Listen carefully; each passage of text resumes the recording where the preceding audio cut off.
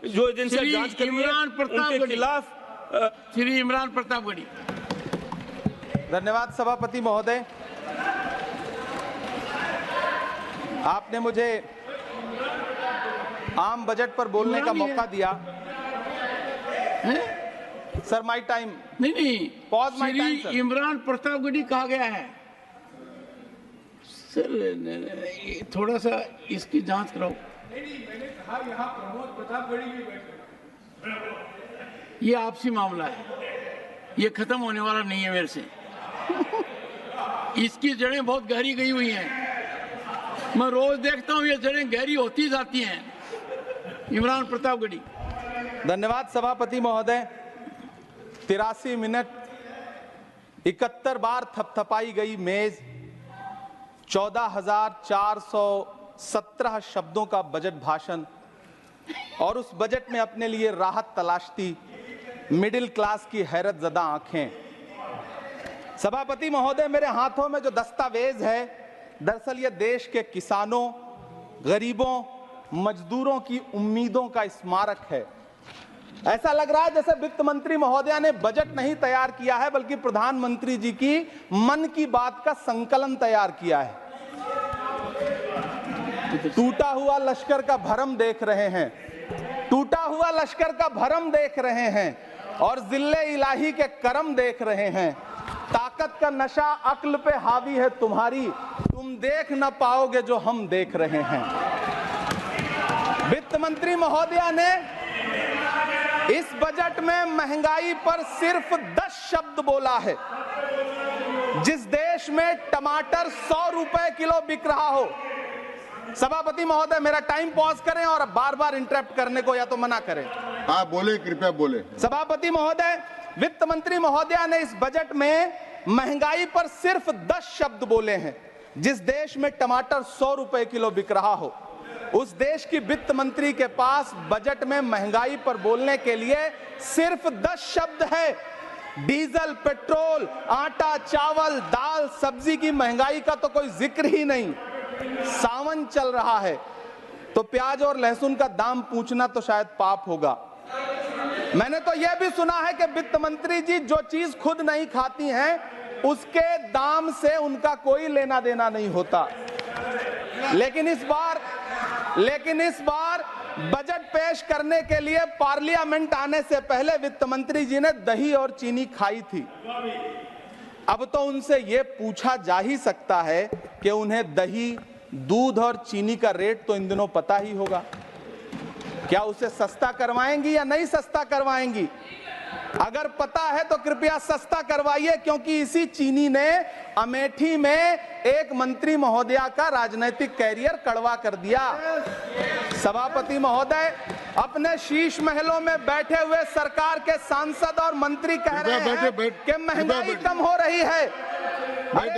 संसद की कैंटीन से बाहर निकल करके एक चाय का कप खरीदिए, तब समझ में आएगा कि महंगाई कम हो रही है या बढ़ रही है। किसी एक दिन अपनी किसी मजदूर की तरह अपनी दिन भर की दिहाड़ी लेकर के बाजार जाइए और अपने बच्चों के लिए राशन खरीदिए, तब पता चलेगा कि महंगाई कम हो रही है या नहीं हो रही है। यहां बैठ करके बड़ी बड़ी बातें करना आसान है। ये चूनर धानी धानी भूल जाते, ये पुरवा की रवानी भूल जाते, जो आकर 4 दिन गांव में रहते तो सारी लंतरानी भूल जाते। सभापति महोदय, इलेक्टोरल बॉन्ड खरीदने के नाम छुपाने वाली सरकार, इलेक्टोरल बॉन्ड खरीदने वालों के नाम छुपाने वाली सरकार इन दिनों आम के ठेला लगाने वालों के नाम जानना चाहती है। मुझे तो होटलों, ढाबों या आम के ठेलों पर नेम प्लेट लगवाने वालों से पूछना है कि कभी खून की बोतल पर देखा है किसी का नाम लिखा हुआ? मुझे पूछना है कि क्या कोरोना के दौरान अपनी उखड़ती हुई सांसों के लिए ऑक्सीजन तलाशने वाले किसी इंसान ने ऑक्सीजन लाने वाले किसी इंसान से पूछा था कि ऑक्सीजन लाने वाला इंसान हिंदू है? मुझे पूछना है कि लावारिश लाशों के लिए कोरोना में कांधा देने वाले, चिताओं के लिए लकड़ियां सजाने वाले किसी इंसान से पूछा गया था उसका नाम, उसका मजहब? लेकिन इन दिनों पूछा जा रहा है। सभापति महोदय, अफसोस देश के प्रधानमंत्री जी ने कभी न टूटने वाली चुप्पी ओढ़ ली है। सभापति महोदय, जनता ने 63 सीटें कम क्या कर दी, ये सरकार तो अमृतकाल का नाम लेना ही भूल गई। ये भूल गई है अमृतकाल को, ये भूल गई है मनरेगा को, ये भूल गई है मौलाना आजाद नेशनल फेलोशिप को, ये भूल गई है मणिपुर को, ये भूल गई है महाराष्ट्र को। मुझे गर्व है कि मैं राज्यसभा में महाराष्ट्र का प्रतिनिधित्व करता हूं। महाराष्ट्र जो देश की आर्थिक राजधानी है, जो टोटल कॉर्पोरेट टैक्स का 40%, इनकम टैक्स का 32% और जीएसटी का 20% इस देश को देता है, उस महाराष्ट्र के लिए इस बजट में एक शब्द नहीं है। आप बैठ जाए सभापति महोदय, आखिर महाराष्ट्र से किस बात का बदला लिया जा रहा है? महाराष्ट्र में लोकसभा चुनाव में बाबा साहब अम्बेडकर के संविधान को बचाने के लिए वोट क्या कर दिया? प्रधानमंत्री जी तो महाराष्ट्र से बदला लेने पर उतर आए। अब तो शायद उन्हें याद भी ना हो यवतमाल का वो दाभड़ी गांव जहां 20 मार्च 2014 को वो किसानों के साथ चाय पर चर्चा करने गए थे और उनकी किस्मत बदलने के सपने दिखाए थे। उसी यवतमाल में पिछले 6 महीने में 132 किसानों ने आत्महत्या की है। सभापति महोदय, महाराष्ट्र में हर महीने 209 किसान आत्महत्या कर रहे हैं।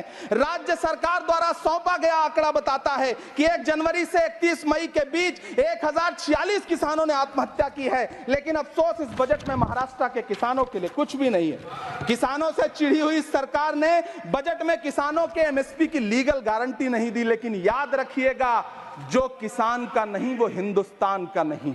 सभापति महोदय, मुझे वित्त मंत्री जी से पूछना है कि वो जो कुछ साल पहले 100 स्मार्ट सिटी बनाने का ढोल पीटा गया था, सुना है उस ढोल में पानी भर गया है, इसीलिए आपने उसका नाम बदल करके सिटीज ऑफ ग्रोथ हब्स रख दिया है। अच्छा है, नाम बदलने का खेल खेलते रहिए। आपकी कई सरकारें तो इसी वजह से चल रही हैं। इस सरकार को पढ़े लिखे लोगों से दिक्कत है सभापति महोदय, इसीलिए इस सरकार ने यूजीसी का बजट 66% कम कर दिया है। वाह री सरकार। सभापति महोदय, मैं वित्त मंत्री जी के संज्ञान में लाना चाहता हूं कि किशनगंज में एएमयू सेंटर के पास 224 एकड़ जमीन है। यूपीए सरकार ने सोनिया गांधी जी की अगुवाई में 136 करोड़ रुपए एएमयू किशनगंज सेंटर के लिए सेक्शन किए थे। लेकिन आपकी सरकार ने पिछले 10 साल में उस 136 करोड़ में से सिर्फ 10 करोड़ रुपया रिलीज किया है। 1.5 करोड़ की आबादी वाला सीमांचल बेहतर शिक्षा के लिए उस सेंटर की बाट जोह रहा है। मेरा आपसे सवाल है कि इस सेंटर का बाकी पैसा आप कब रिलीज करेंगे? मुझे उम्मीद है वित्त मंत्री महोदया जवाब जरूर देंगी। सीमांचल उसी बिहार में आता है जिसकी बैसाखी के सहारे आपकी सरकार चल रही है। वहां के लोगों को एम्स की जरूरत है। महानंदा और कोसी से होने वाली बाढ़ की तबाही को रोकने के लिए बांध बनाइए, सीमांचल के साथ सौतेला व्यवहार बंद करिए। इकोनॉमिक कॉरिडोर बनाने से किसी राज्य का विकास नहीं होगा, विकास होगा स्वास्थ्य और शिक्षा के बुनियादी मुद्दों के लिए बजट देने पर। सभापति महोदय, एक तरफ तो इस बजट में पीएम आवास योजना के तहत 3 करोड़ अतिरिक्त मकान देने की घोषणा है और दूसरी तरफ लखनऊ के अकबर नगर में 1280 वो मकान हैं जिन्हें रिवर फ्रंट बनाने के नाम पे बुलडोजर से जमींदोज कर दिया गया। सभापति महोदय, लोग चीखते रहे, बच्चे बिलखते रहे, वसुधैव कुटुंबकम का नारा लगाने वाली सरकार इंसानों के घरौंदे उजाड़ कर जश्न मना रही है। सभापति महोदय, मेरा बहुत भावुकता के साथ देश के प्रधानमंत्री से सवाल है कि इन उजड़ते हुए मकानों और बेघर होते हुए घरों को देख करके आपको नींद कैसे आती है, आप सो कैसे पाते हैं? मेरा सवाल है इस देश के प्रधानमंत्री से, या तो लोगों के घरौंदे उजाड़ना बंद करिए या फिर करोड़ों मकान बनाने की झूठी घोषणाएं करना बंद करिए। यह बजट झूठ का पुलिंदा है। यह बजट आपके पिछले साल के बजट का कट कॉपी पेस्ट है। यह बजट हमारे चुनावी घोषणा पत्र की नकल करने की एक बेईमान कोशिश है। लेकिन कहावत है ना कि नकल के लिए भी अकल चाहिए। मेरे हाथ में एक तरफ न्याय पत्र है जो हमारा है और दूसरी तरफ अन्याय पत्र है जो आपका है। इस सरकार को आलोचना सुनने की आदत नहीं है सभापति महोदय।